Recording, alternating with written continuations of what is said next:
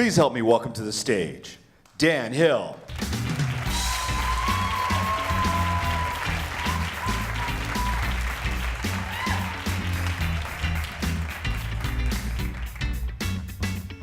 "20 years ago, a company called Purdue Pharma introduced OxyContin to doctors. They swore their new time-release formula was completely safe, non-addictive, even for long-term use. But they had good evidence this wasn't actually true. By the year 2000, it was clear. Oxy was very addictive, and people were dying.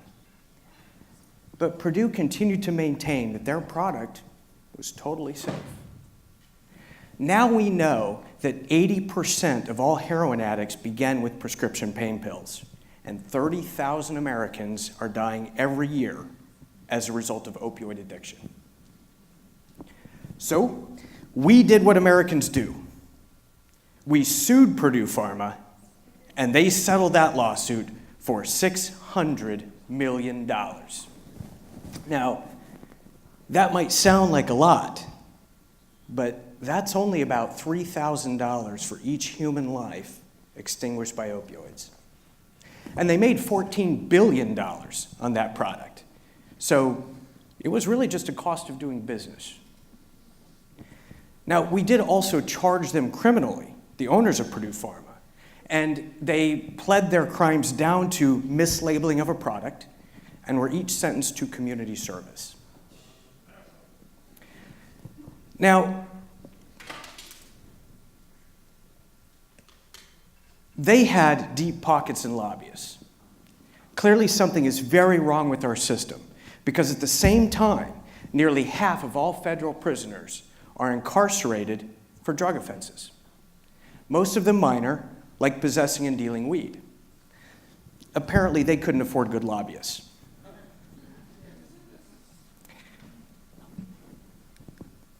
But speaking of prison, you're far less likely to end up in one if you have an education. To educate someone costs about $10,000 a year. To incarcerate them costs about $40,000 a year. But we keep growing our prison budgets at the behest of private prison companies while slashing our education budgets.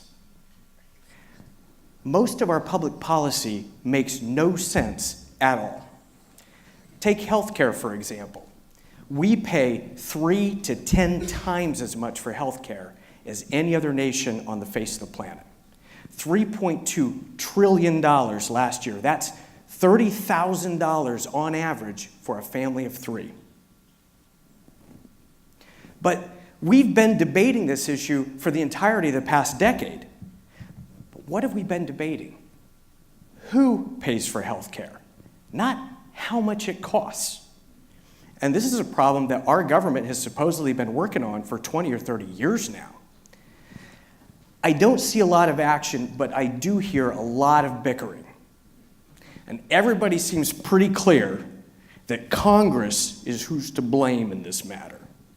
And I have heard a lot of creative solutions like term limits and banning lobbying. I've even had a few people suggest to me that we had to execute lawmakers that take money from lobbyists. Seems pretty extreme to me, most days. But this is a democracy, right? I mean, these people didn't just show up in Washington one day. We did elect them.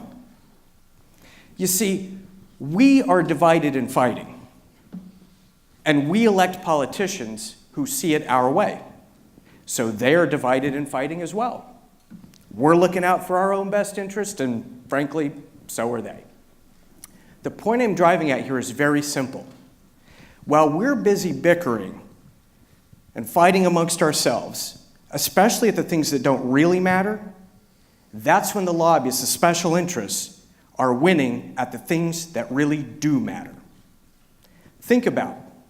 If you're a senator and you're representing 3 million people who can't agree on what they want, what is the safest thing for you to do? Nothing at all. And every parent in this audience knows exactly what I'm talking about because you have been that politician before. Kids are fighting over a toy, what do? If you're going to fight over it, neither one of you can have it, right? Well, it's the same deal here. We've got the electorate, that's you and I, and we're busy fighting over everything. And then you've got the lobbyists, the special interests who are reliable to make big money contributions, and they're very, very clear about exactly what they want. Remember our friends at Purdue Pharma?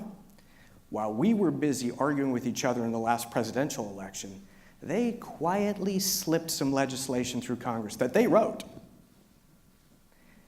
Right in the middle of the worst drug crisis in our history of their making, they got legislation passed to exempt them from DEA enforcement. How does this happen? How is it that Congress is perfectly happy to meet every whim of special interests, and they are not afraid at all to displease you and I who vote them into office? It's very simple. Because historically, we won't show up. In the last election, 50% of registered voters voted. If you voted, someone sitting next to you didn't. And odds are you'll only talk about something like the opioid crisis when a tragedy occurs in the news. But then you'll get distracted, and when election day comes, the candidates will have taken your attention away to other things they would prefer you were fighting about. But the lobbyists, they'll still be there, running ads, making big contributions, and making threats. It's not going to go any differently. Nothing is going to go our way until we stop bickering between ourselves and start looking for how we can agree on the issues that really matter to us. But once we do that, we can get change really, really quickly. Now, it's very simple. I'm not saying it's easy, but it is very simple. And the hardest part of this is that you're going to have to be willing to give up your preconceived positions and your party's talking points. Because, and this is true for both parties, those talking points you get from your party or your candidate, which are usually written by lobbyists and given to them to regurgitate to you, are not about solving problems. They are about winning elections, and we need to solve problems. And that is going to require you, me, all of us to be willing to seek out information and only work with facts. Leave hyperbole to the politicians. So, here's Dr. Dan's prescription for a democracy that works. We'll call it a time release formula. Those are popular. Make a list of all of the issues that affect you and your family directly. If an issue doesn't affect you and your family directly, leave it off the list. Do some research. What is really the cause of or at the heart of each of those issues? What are some creative solutions to it? And why would they work? Now, once you've sorted all this out, it doesn't make any difference, though, unless you talk to people about it, especially to the people you disagree with. But how do you keep it from becoming a fight? First thing you want to do is be curious. How did they get to their point of view?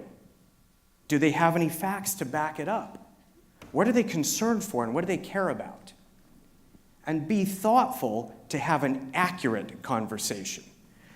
When you express an opinion, be clear that it's your opinion. And when they express something as fact that's really an opinion, call it out. Ask to see their research and show them yours. Refuse to engage in arguments about whose fault it is. It doesn't matter. All that matters is where we're at today and where we're trying to get to.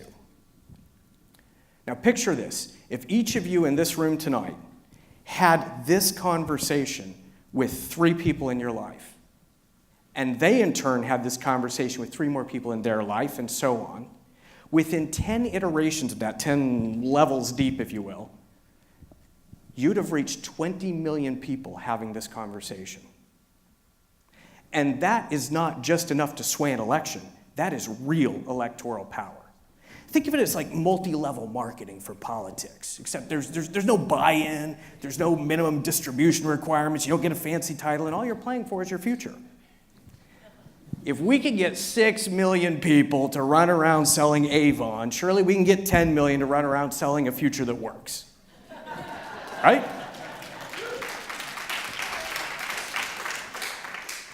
But it won't happen without you. You're going to have to get on board. And maybe before you didn't know your power, but now you do. And that makes you responsible. You're welcome. Look, after tonight, if you don't have the government you want, you have only you to blame.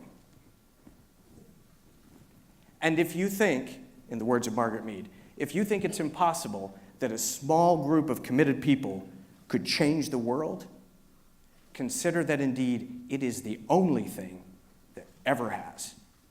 Thank you. Good night.